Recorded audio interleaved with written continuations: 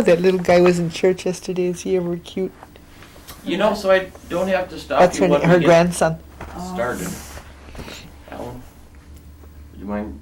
Okay. Do you want me to ask her, though, so that it's on the Yeah. video? Okay. Anytime you're ready, Lois. LouAnn, could you give us your full name and spell it for us, please? My name is LouAnn Green, capital L-O-U, capital A-N-N-E, G-R-E-E-N. And your maiden name? Summers, S-U-M-M-E-R-S. Okay. And where were you born and what was the date of your birth? I was born September 18, 1942 in Tomah, Wisconsin. Okay. And what was the name of your parents? My mother's name was Mildred, and my father's name was Milton Summers. Your mother's maiden name was? I think she had a choice of 3 different last names. Her mother passed away when she was 3 years old, and she lived at the Norbert Hill. I guess it was a government school then. And she didn't really know who her father was, so sometimes people told her last name was Silas or Elm, and I can't remember the other one. But okay. I don't think anybody really knows who her father is. Okay. And did your father have any brothers and sisters? My father had 7 brothers and sisters. And could you give us their names? There was Philip, Elmer, Austin, Milton, Lydia, Lily, Mamie. I think that's 7. Oh, okay. Yeah. And what about your mother? Did she have any brothers or sisters? She had older sisters and brothers, but when her mother passed away, they all were split up, and she was the only one that was left at the Norbert Hill, and I don't know where the others went, but... Did you know any of their names? They did come out to Wisconsin one year from Connecticut, her half-brother and her half-sister, but I don't recall their names, and I think that was the only time that they had come out to visit. Oh. She said she had relatives in Manitowoc, but I don't really know their names or who they are. Did you know your father's parents at all? I have one memory of my grandmother coming down the road to get her hair washed. She had on a long dress and a long apron, kind of looked like the Pilgrims. Mm-hmm. And she had long hair, and she used to come over and have my mom wash her hair and braid it because she had long hair. She couldn't do it herself. And she didn't speak any English, and that was the only memory I have of her. Do you know what her name was? Her name was Elizabeth, but they used to call her Lisquit. What about your her father? My grandfather's name was Taylor. I don't have any memory of him at all. From what I understand, he and my grandmother came from New York and settled in Oneida, and they had 7 kids, and he took off and went back to New York. And I guess he had a second family in New York, and he was gone for many years, and then he came back, and I think he died in Oneida. But the kids from his family in Oneida didn't have anything to do with him when he came back. Oh, okay. So, but I think he did die in Oneida. And what kind of work did your father do? He used to cut down trees. I think he quit school when he was in 7th grade. And that's when my grandfather went back to New York. So the boys had to find jobs. Do you know where he went to school at? No. I don't know if it was Norbert Hill or I don't know. Did he do any farming? Yeah, he bought 12 acres where we lived, and he had at least 6 acres under plow most every summer. Beans and corn and cucumbers, tomatoes, things like that. Okay. Berries. And your mother was at the Indian school then in Oneida? Mm-hmm. Yeah. Okay. She was 16 when she married my dad. Oh, okay. Yeah. So And how far did she go to school? I don't know.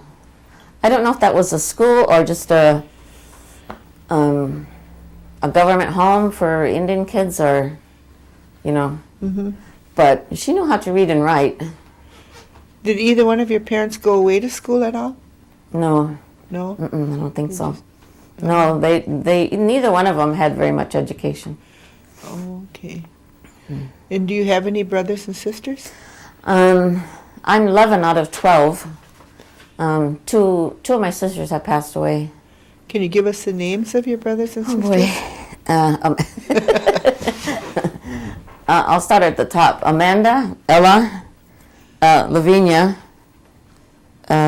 Rita, Noel, Avila, Jen, Milton, Emmeline, Milton, Lynn, and myself, and Philip. Yeah, that's 12. Sounds like you got all of them. Did your parents have any kind of involvement with the tribal government at all? No, my dad used to talk about the New York claims a lot, but as far as being active in the Oneida tribe here in Wisconsin, he didn't. Oh, okay. And did your parents both speak Oneida? My father did. My father was fluent. My mother, she understood the Oneida language, but she couldn't speak it. Did they teach your children to speak Oneida? No. No? My aunts and uncles used to come over to visit sometimes in the evenings, and they would sit in the living room and talk. And I would sit on the steps and listen and at least try to understand what they were talking about, but I never could. There was a lot of laughing, but I never knew what they were laughing about because I didn't. Typical, wasn't it? Yeah. Okay. And where did you go to school? I went to grade school at, is it Silver Summit? Silver Summit School. It's a little two-room school, and then I went to high school in Seymour. Did you graduate from high school then? Yes, I did, and I went to the University of Wisconsin later in life for 3 years, but I didn't get a degree. Okay. And what did you do after school? After high school, well, actually, I didn't have enough credits to graduate high school. I don't know if I should put this on tape or not, but I hated high school.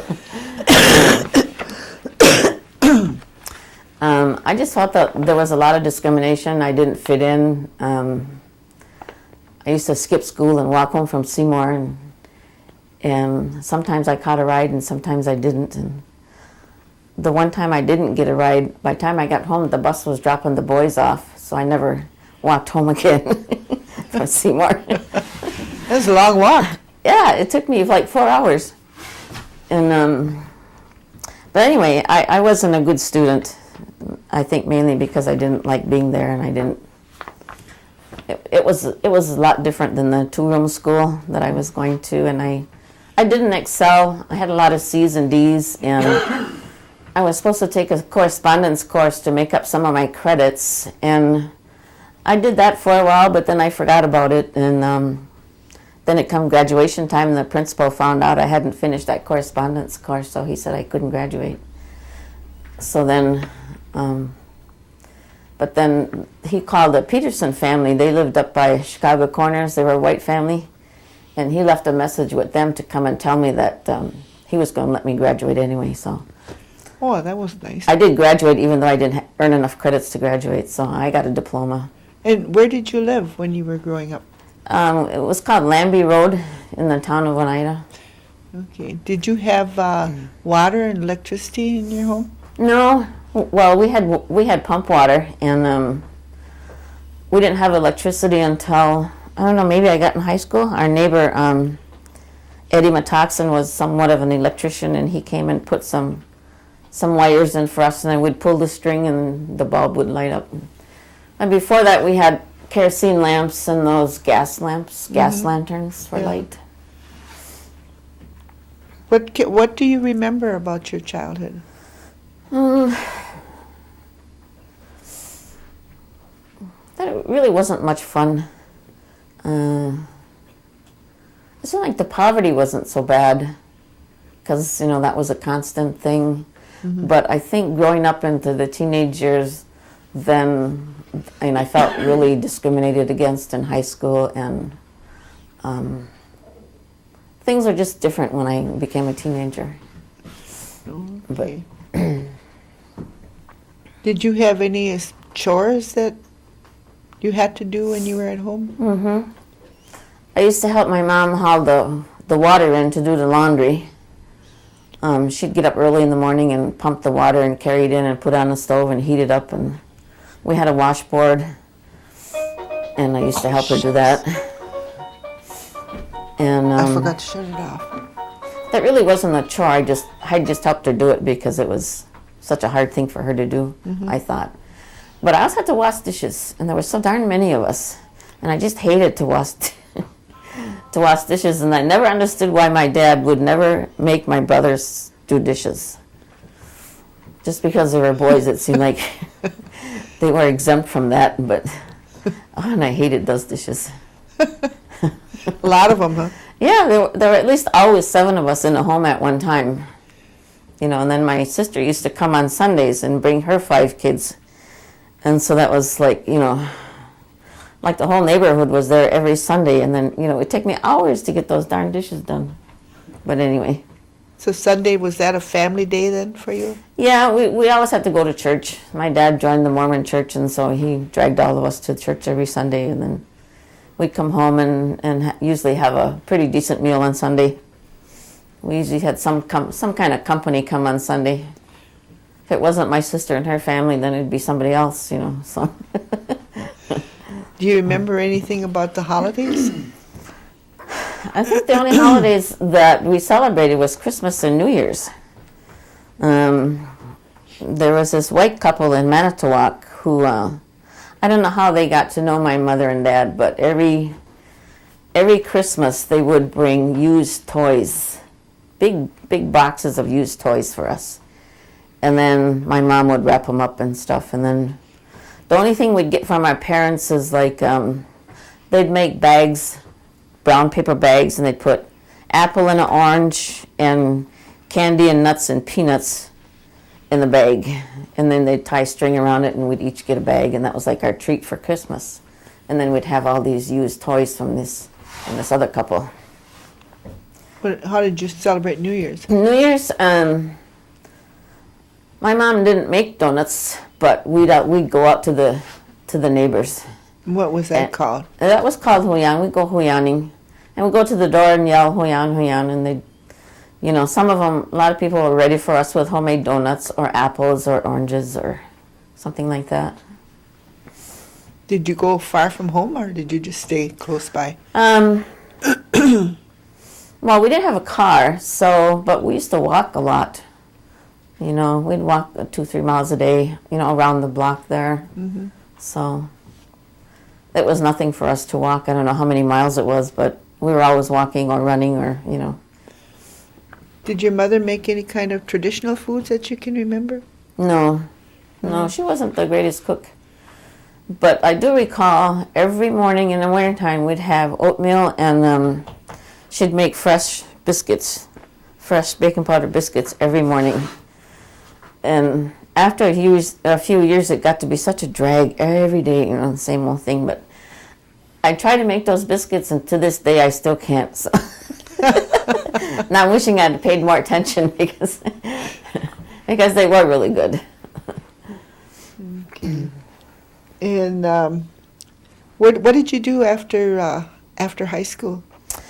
I went to live with my 2 sisters in Milwaukee, and I got a job as a delivering mail for a Cutler Hammer company.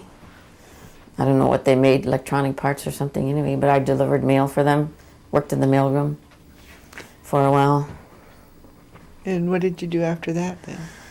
I don't recall. I kind of bummed around here and there, I guess, and then eventually came back to Wisconsin and met Jim Green and then married him. And then about 3 months later, I was pregnant with my firstborn, and then I had a miscarriage, and then after that I got pregnant again, and then I had my daughter Laura, and then after her I had my son Thomas, and then after that I had another miscarriage, and after that I thought no more, so I had my tubes tied, so I couldn't have any more kids. Okay. Do you have grandchildren? Yeah, I have 3 grandchildren. My son has one boy who just turned 18 in April, and then And what's 2 his name? his name is Thomas James Green II. And he lives in California with his mom. And my daughter has 2 daughters. The oldest one is 17. She just turned 17 in August. And she goes to college in the morning and she goes to high school in the afternoon. So when she graduates high school, she'll have a year of college in. So when she starts college, she'll be starting as a sophomore. So don't ask me how that happened. And what did you say her name was? Her name is LouAnn Carr. Then you have another daughter, too? Granddaughter? Well, yeah, my little one, her name is Marissa. She'll be 13 December 13th. And she was born with microcephaly and delayed myelinasia, which is, my daughter had diabetes when she was pregnant with both of them, actually. But with the second one, she didn't know she was pregnant, and so she had some birth defects. So she's in special ed. Okay. Does it cause a physical handicap too? Mm-hmm. She, well, the doctors told us she wouldn't walk or talk or be able to take care of herself. But my daughter put her in therapy almost from the minute she was born, and she can walk and she can talk, and she's in 6th grade, although it's special ed. Mm-hmm. The one problem we had was she used both hands simultaneously, so when one hand's open, the other one does. So when she was little, if she'd grab onto something and let go, she'd fall because both hands would let go. Oh. But she still is in occupational therapy, and I don't think she's in physical therapy anymore, but she does have speech therapy yet. Mm-hmm. But they thought she wouldn't ever be normal size or height, but she did catch up physically. She's just as tall as other kids her age. Mm-hmm. So that's good. Did your parents practice any cultural traditions or anything? No, I think the only culture we really had was poverty. I don't think we practiced any. If Hoyaning was a cultural thing, then we did that. But as far as anything else tribal or traditional, my dad pretty much shunned us away from everything, geared us more toward the white culture. Mm-hmm. And what's your church affiliation? Well, I don't really go to church anymore. My dad was baptized, my mom and dad used to go to the Methodists, and then they were baptized Mormon, and then, they dragged all of us to the Mormon church, and then, but I don't know. I don't really go to church anymore, any church. I just go wherever. Did your parents ever use any home remedies for illnesses? Or anything that you can remember? Any kind of herbs or anything did they use? My dad used to always use this weed called wormwood, and that was some really nasty stuff, and he used to use it for like everything, sore throats and colds, and I really hated it, and I really fought to take it, but I don't know if it ever helped or not, but he'd make us take it anyway. And where did your parents shop? They used to shop a lot in Oneida at that store called Spike's. Mm-hmm. Yeah, they used to shop a lot there. I don't recall them going into town to a grocery store very often because we didn't have a car, and and we had a horse and a buggy, but we didn't use the horse for that. Then when we did get a car, it was, I don't know where he got it, but I remember it never used to start, and he used to have to go out in the front and crank it, and then if it didn't start, we'd have to push it. Good old days. Yeah.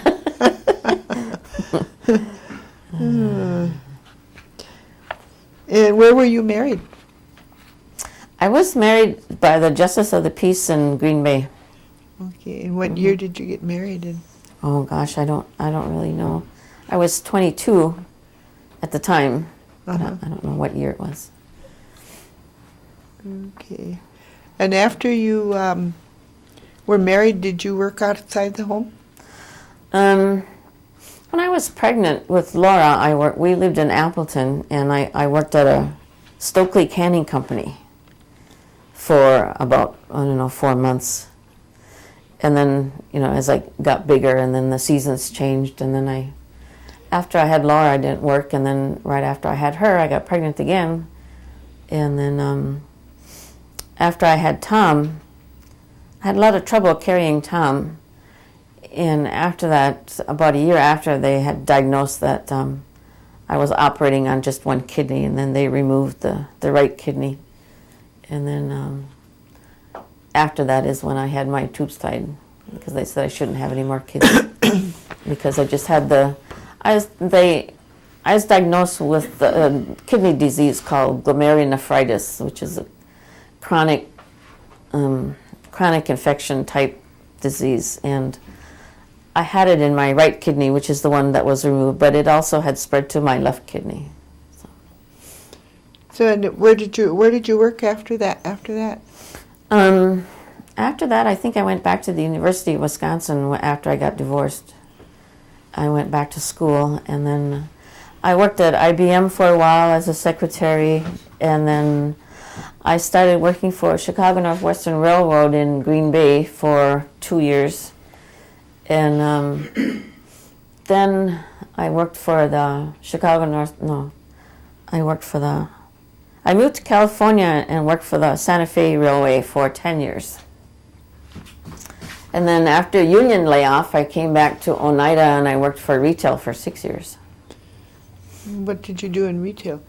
I started out as a secretary, and then I worked for Lois Strong and Lois Paulus, and then I was promoted to education specialist, so I was training cashiers, and we'd hold cashier meetings and things like that. And then I had my other transplant surgery, and then after that I really haven't worked at all anymore. What kind of a transplant did you have? I had a kidney transplant. Okay. The disease had spread to my left kidney before my right one was removed, but it lasted me about 20 years, and then it just kind of died on me. So then I was on dialysis for about 3 years, and then I got a new kidney. But you didn't have diabetes, though? No, I didn't. Not until after I had the kidney. They put me on this steroid called prednisone, and one of the side effects is diabetes, and that's how I became diabetic. Well, you are diabetic now then? From the prednisone. Mm-hmm. Okay. And do you do you use the health center? Oh, yes. Mm-hmm. And what do you think about the health center? I think it's great. I don't know what I'd do without it, because I'm not eligible for medical assistance. So if I didn't have this health center, I'd be responsible for my own medication. The medication costs me like $2,000 a month. So I'd be in deep doo-doo if I didn't have the health center, because I can't get a job, no insurance. So. Is that because of the kidney transplant, the medication? Yes. Mm-hmm. Oh, okay. And there's something you have to do the rest of your life? Mm-hmm. Okay. And so then you're really retired now then? Yes, I'll be 64 this month.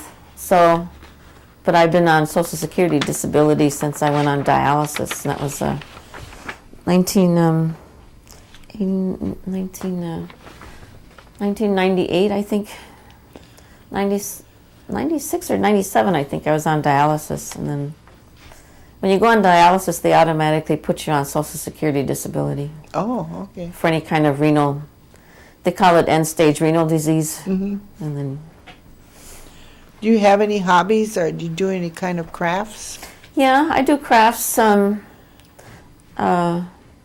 plastic canvas stuff and wreaths, and I used to make do beadwork, but my eyes are too bad. I can't do beadwork anymore. Okay. Was there, since you came and went to Oneida, Mm-hmm. did you notice a lot of changes whenever you came back? Mm-hmm.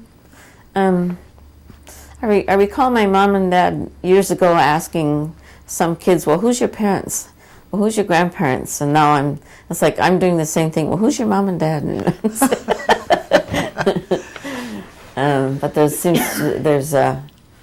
like Site 1, Site 2, all those homes, and a lot of homes everywhere. Seems like Oneida's getting smaller.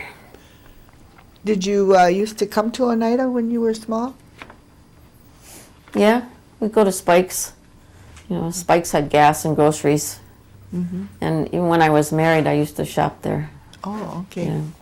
Is there anything else that you can remember about old Oneida?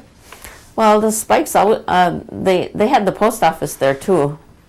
So, and then Morgan's had a grocery store, and they had a bakery. And the Chicago Corners used to be a store, you know. And then, of course, the churches, when someone died, because we didn't have phones, the church bells would ring according to how old that person was that passed away. Mm-hmm. And when my grandmother died, the dog howled that night. At midnight, he would howl. And my dad said all dogs do that when their owners or somebody in the family passes away. Oh, really? The dog would howl, yeah. And he did that night my grandma died.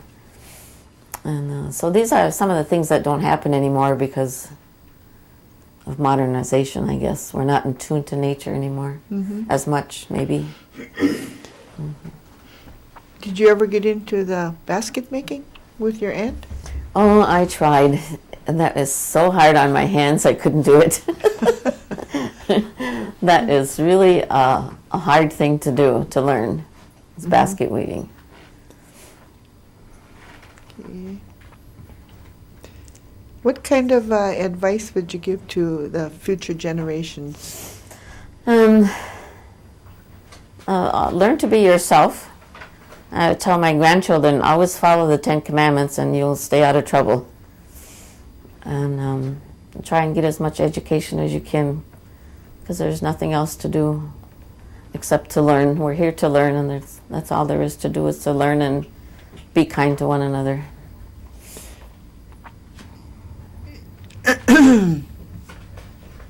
Are there any kind of Oneida customs that you remember? Traditional things?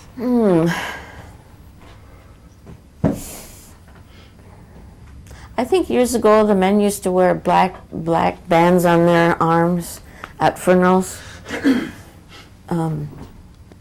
But I think that was before my time. I think someone mentioned it to me. And when my neighbor passed away, all the Oneida singers were there all night. Mm-hmm. The house was open all night, and they took turns singing all night. And I think that was about all I recall, because my dad really didn't want us to learn the Oneida way, whatever that was. Did he say why? I guess he was beaten for speaking the Oneida language. Oh, And okay. he was taught that it wasn't a good thing to be Oneida, so he kind of passed that on to us. Do you ever hear anything about the New York claim? My dad used to talk about it a long time ago, and he said he'd never lived to see it, to see the situation resolved, and now I'm wondering if I will.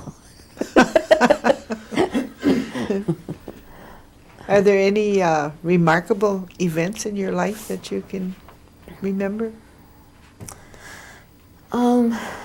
I think it was remarkable that my parents, basically with no education, raised 12 kids. I have 2 sisters who are registered nurses, and I think most of us have had some college experience, and I think that's pretty remarkable for people who didn't go to high school. Do most of your sisters and brothers live here in Oneida? Yeah, most of them have come back. Yeah, throughout the years, I was number 11 on the list, so I didn't really get to know my older sisters until I grew up and had a family of my own, and then of course we had more cars and telephones, and so we could communicate better. When you went to grade school, you said you went to Silver Summit. How did you get there? Did you have to walk? Yes, we walked every day. Uh-huh. How far was that? I think it was probably a good mile, maybe more. But a lot of times we had a path through the woods and we cut through the woods, which shortened it up. Okay. Shortened it about a half a mile. But we'd go, rain or shine or whatever, and sometimes we'd get there and the teacher couldn't get there. The school would be closed, so that, you know, it would be too much snow. Teacher had to drive up from Green Bay, and sometimes they couldn't make it, but we always made it. Regardless. Huh? Yeah. What did you do for entertainment when you were growing up? Mostly we played in the woods. In the wintertime we went sliding and skating and played hockey with the neighbor kids and get some old tires from the dump and build bonfires and then skate. Skate and play hockey. Was the dump close by you? Yeah. Yeah, that was our treasure chest. Oh. What did you find in the treasure chest? Oh, my dad used to hitch up the horse and buggy and go there early in the morning every Saturday, and he'd look for copper and iron and aluminum, and then he'd take it home and clean it up and then sell it to the junk man. Oh, okay. And then the same with rags. If he found a lot of rags, he'd bag them up and sell it to the rag man, and you know. Did you ever have any cattle at all where you lived? I think we did, but I don't recall. I think that was kind of before my time. They say my dad had a few cows and pigs, but I don't recall. What I do recall is chickens, and I think that was all, just chickens. Chickens and a dog, and then he had everything under plow, you know, for crops. Mm-hmm. And we had a horse, that was all. Did you ever hear any stories, any kind of legends or anything from your parents or relatives? Well, mostly they spoke in Oneida, so, you know, I'm sure they told stories, but, you know, I didn't understand what they were talking about. Do you have anything that you'd like to share with us?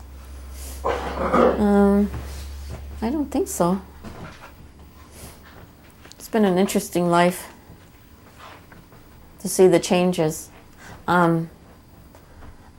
I think this is probably not possible, but I think I would like to see the reservation someday be a closed reservation.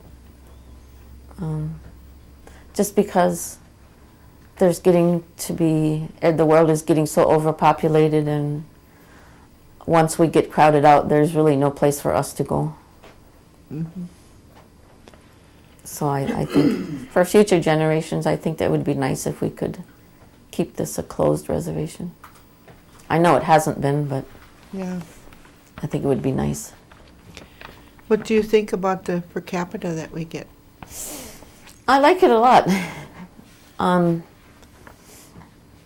don't think it's sufficient in comparison to what we give away to, say, the Packers or other organizations that we gave a lot of money to. Mm-hmm. I think it would be interesting to see how many people are below poverty level still. And I think if we had per cap maybe 2 or 3 times a year, that we wouldn't have to be living in poverty or living below the poverty level. Mm-hmm. Are you affiliated with any groups or organizations?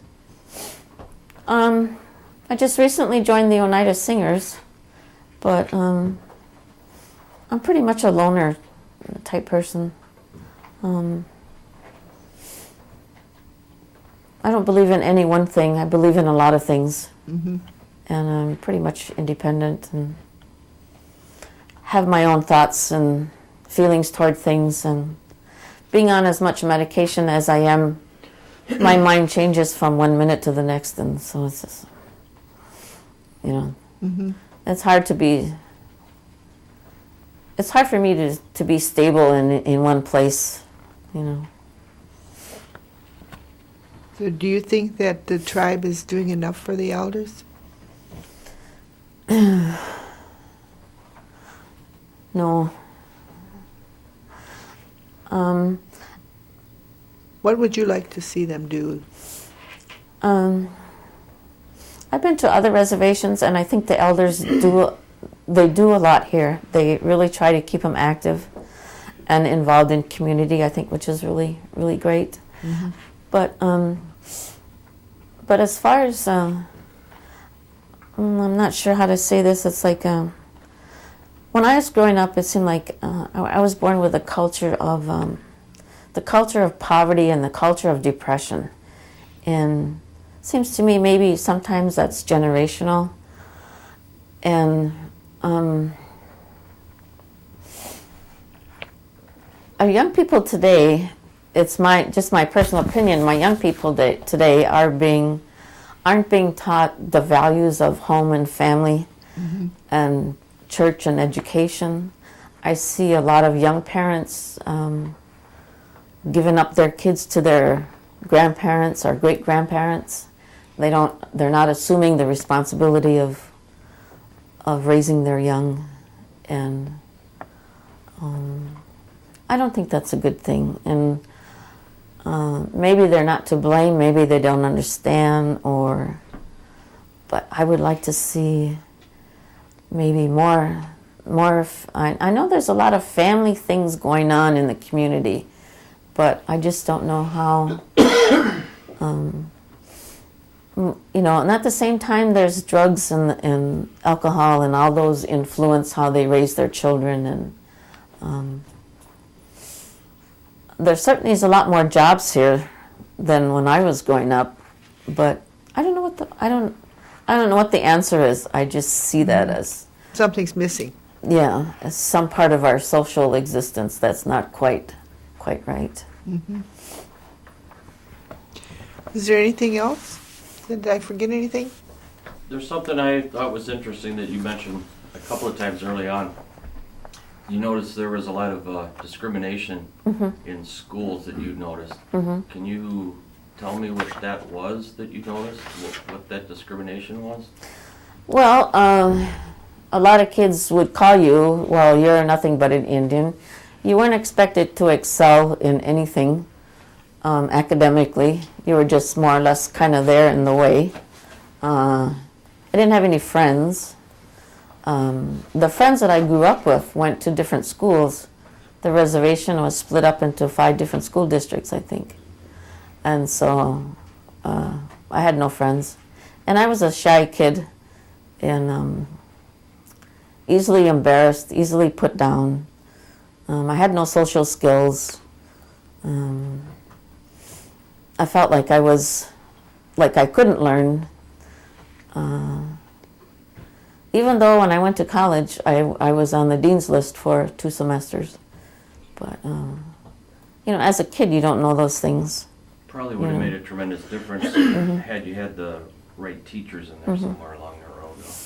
Yeah, grade school was fine. I excelled in grade school.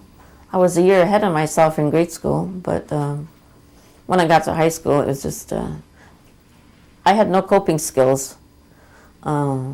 Discrimination wasn't really new to me. I knew what it was, but I really felt at the brunt of it when I got to high school. And the teachers took no control or interest, or, it was just there. And for us as individuals to deal with it, and I didn't know how to deal with it. Anything else from anybody? Okay, well, thank you for coming you're and doing welcome. this interview with us. You're welcome. In a couple of weeks, we'll get you a copy of the okay. video.